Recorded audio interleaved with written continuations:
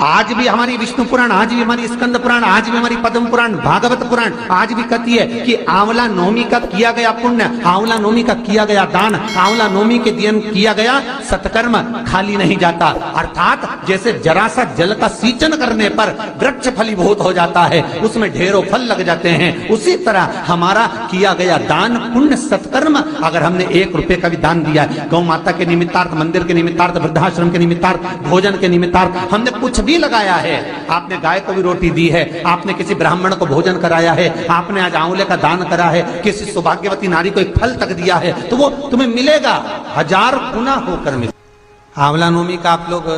साधना करते होंगे, जब कार्तिक के महीने में आंवला नवमी का व्रत आता है तो जो उपास नहीं भी रखते हो, जो पूजन नहीं भी करते हो, उनसे मेरा निवेदन है कि स्कंद पुराण में कार्तिकेय के पावन चरित्र में, स्कंद पुराण में स्पष्ट किया गया, और कल्याण का कार्तिक खंड पढ़िएगा, कभी योग लगे तो गीता प्रेस गोरखपुर का कार्तिक खंड पढ़िएगा, आप पढ़ेंगे तो उसमें मिलेगा आपको कि आंवला नवमी के दिन आंवले के पेड़ के नीचे घी का दिया लगाकर मध्याह्न से पहले, दोपहर के 12 बजे से पहले आंवले के पेड़ के नीचे आंवला नवमी के दिन कार्तिक के महीने में स्कंद पुराण कहती है, जो घी का दिया लगाकर पूजन कर कर अपना पल्लू पसार कर आंवले के वृक्ष की डाली में से उस पे लगी हुई थोड़ी सी छाल को अपनी अंगूठे और चीटी उंगली से अपने पल्लू में गिराकर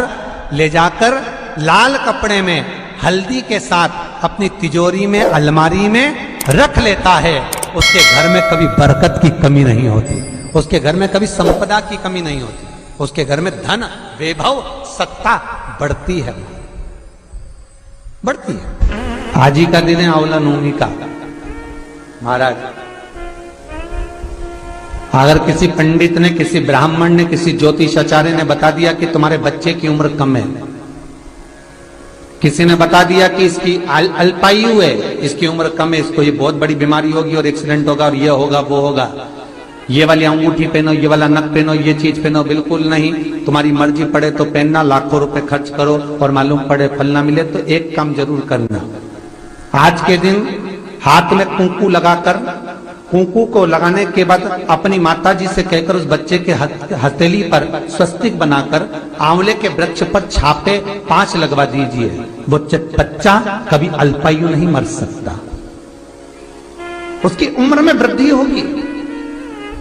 उम्र कम नहीं हो सकती, उम्र बढ़ेगी।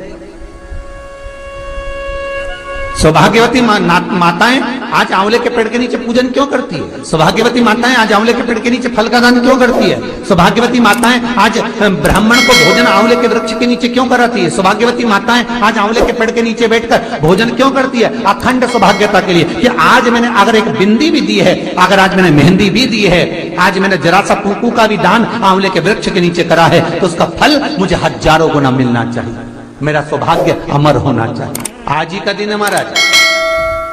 अक्षय नवमी। विष्णु पुराण कहती है, स्कंद पुराण कहती है, मान लो कोई आंवले का पेड़ आपने लगाया, बहुत बड़ा हो गया, उसमें फल नहीं लग रहा है, वो फलित नहीं हो रहा, बहुत बड़ा हो गया, उसमें एक फल नहीं लगा, तो किसी पवित्र नदी का, गंगा, यमुना, सरयू, नर्मदा, क्षिप्रा, मंदाकिनी, गोदावरी,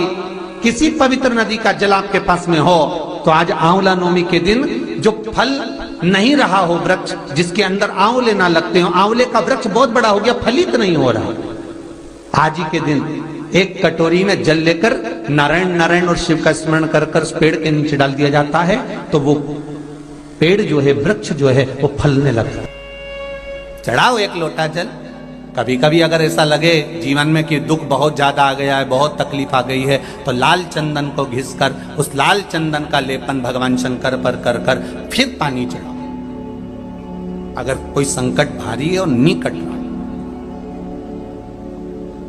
जैसे किसी नारी का गर्भ नहीं ठहर रहा, 15 साल हो गए, 20 साल हो गए, 25 साल, जैसे इसने लिखा एक माता ने कि 18 साल की बेटी हो गई थी पर संतान में पुत्र नहीं, तो उसने भाव से कथा सुनी। इसे आपके भीतर अगर 20 साल हो गए, 25 साल हो गए,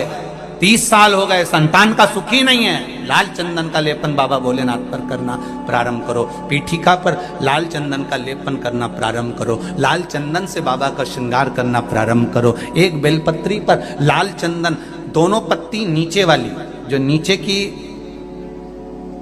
नीचे की जो 2 पत्ती होती है, इस पे लाल चंदन, और बीच वाली पत्ती पर पीला चंदन लगाकर बाबा के शिवलिंग को समर्पित करिए। बाबा से प्रार्थना करिए, रोज प्रार्थना करो। परंतु एक बात का स्मरण रहे, 25 साल हो गए, 20 साल हो गए, 30 साल हो गए, संतान नहीं,